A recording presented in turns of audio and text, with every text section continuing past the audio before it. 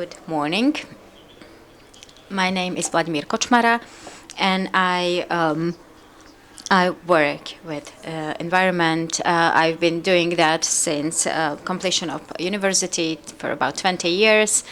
I work at the company Adonis Consult, and we are assessing the impact of the constructions on the environment. And we want to move or push this topic forward with our clients and with all the people that we meet.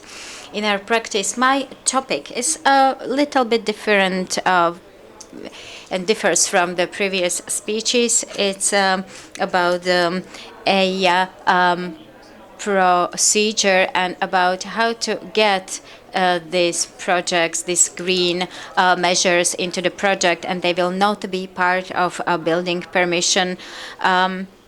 We can keep talking about wetlands and green roofs and all other things in apartments or shopping centers, but we will not be able to do it. That's why I have opted for this topic. So when it comes to most frequent measures for the green infrastructure, I will not talk only about the green roofs, but a bit more extensively. The most frequent measures that we encounter at the projects are green roofs, extensive or intensive, green facades, lateral sides of the buildings, rain gardens and retention ponds. And in the recent period, it's mainly natural vegetation, so the natural one that is not imported and that brings some other invasion species into our environment. I will not only speak theoretically, I will also talk about some model example about how developer undertook the concept, and maybe you already know about the example, but let's go back to the general level. In what way can we get these measures of green infrastructure into the project? It can be in the proposal of the project manager or an architect. So it's some kind of aware project manager that explains, that persuades the developer. We are encountering that more and more frequently, and I see this change in a positive light. And when I compare it to the period of 10 years ago, it can be felt. There is also, of course, the push of various civil associations or self-governments, municipalities, and it's on the level of the awareness of architects that can grasp the topic and put it forward. So another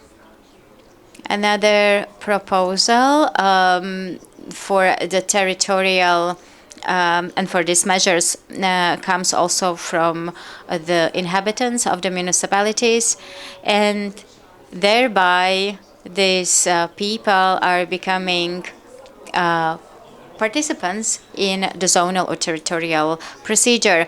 And last but not least, there is a municipality or self-government from the capital city magistrate through the cities where we do the projects or small villages. It comes as a condition from their part already. In what form these measures can be or exist, we are still talking about the procedure. In case it's proposed only by the processor of the documentation, it's usually general recommendation. But if it's already part of the project, it can have specific construction parameters. It can have the size, the type of the roof, and you will see it also in the example. And then it becomes the part of the project documentation and building permission procedure.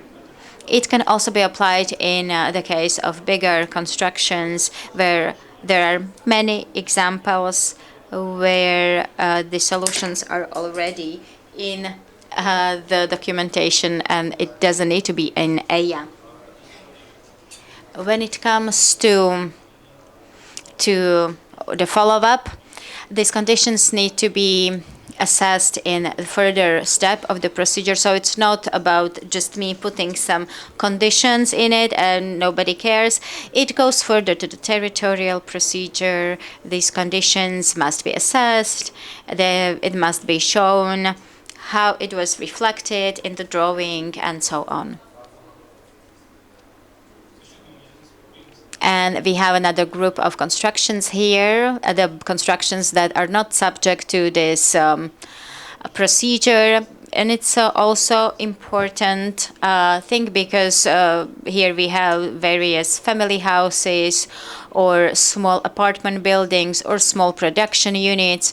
The procedure is very similar, but it's not going through the EIA procedure. It's more about the project manager or architect, not so much about the developer. And it's then also about this municipality. And what we need to do is to put it or to somehow get it into the decision or the ruling that is binding for the developer or constructor. I'm getting to a specific example that I would like to present here at this forum, and we have the production storage zone in Zelenec, which is the region of district of Trnava. The investor is IB Industry. It's a member of Horfin Hornex Group. The architect is Martin Stolichny, who grasped it very nicely and cooperated with investor in a very nice manner. And we also included quite some experts. We had the landscape architect, zoologist, botanist. And since we also were designing wetlands, the zoologist came by himself because he wanted to participate in that. So this project, of course, was financially more demanding, and it went through the EIA procedure, so there were many studies that were attached to this project. This project has quite some size of the roof, and it really asked for the roof to be green. It's 162,300 square meters, and the architect combines this green roof with photovoltaic panels in the southern part of the territory. When we look at the right side picture, you can see where the project is. It's by the highway. There is a fuel station. There is also rest station. It's roughly in this location as you go from Bratislava. And in the southern part of the area, there has been designed a wetland to absorb, and the depth varies. It's very important for the system of birds, and we wanted this wetland to be closer to the hall so that it can also be used by the inhabitants, because they objected that this area was meant to be for recreation, and they wanted to use it as that also subsequently, and the producer or the developer approved that. So these are green measures that we applied, except for what I have already mentioned. There are pergolas over parking places. The wetland is not small. It's one. This area can be used also for some school activities, because the size of it is 1 hectare. There are walking trails. You can access it also from the village. And what I haven't mentioned at the the roof to increase the biodiversity. We plan to have beehives for beekeeping, just to increase the biodiversity of the territory. We also got the question in the procedure from one man who very intensively objects in this project.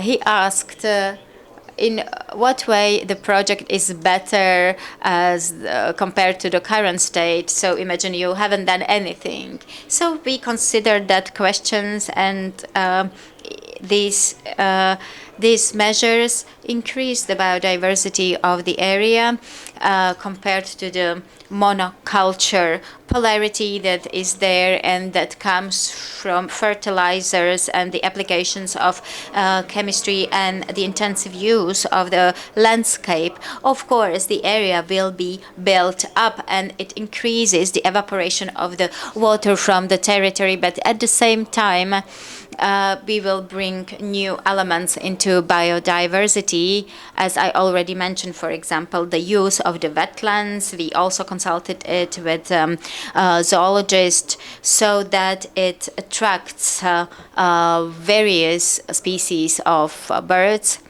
And as I've already mentioned, we intensively cooperated with a couple of experts from various areas that grasped the topic, that devoted their time to the topic, and the results of the studies were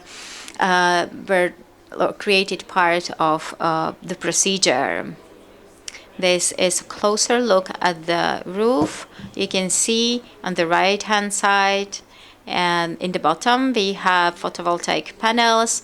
In the left-hand side we have extensive green roof, and on the right-hand side, in the more narrow part, you also can see extensive green roof. And the majority of the roof is green roof with sedums, and as you can see on the slide, part of the project solution is the placement of the green roof also under the photovoltaic panels, and these panels help to improve the economy of the building. And one of the last slides is devoted to the wetland that is in the southern part of the territory, and we have multiple elements emphasized. There are more shallow or deeper parts of the wetland. There is also natural trail where you can observe the birds. Really, the landscape architect worked hard on that, and the assessment, the study that he produced is much more detailed. You can also see the visualization in the right-hand corner. You can also see that there are planted and grown trees that are very similar to the woods that are surrounding the area. These are some more pictures of how it can look like at the implementation of the project and the current state of the project. So we already have the valid decision that has been issued by EIA, and also request for the territorial procedure or plan. And in this way, we can integrate and incorporate these green measures into a project. I would take this project as quite a model example of what we are having now, especially with the current buildings that do not consider green roofs at all. For example, the various constructions that are by the highways, where we have extensive spaces that are built up that increase the evaporation of the water, but no measures have been implemented to counter that. Thank you for your attention. Thank you. I need to say that with these buildings that you have mentioned, if If there is one tree by mistake, then it's maximum. Do you have any questions to this topic, or we just move it forward to the networking part that awaits us? If not, thank you very much. It was very nice. Fingers crossed, as you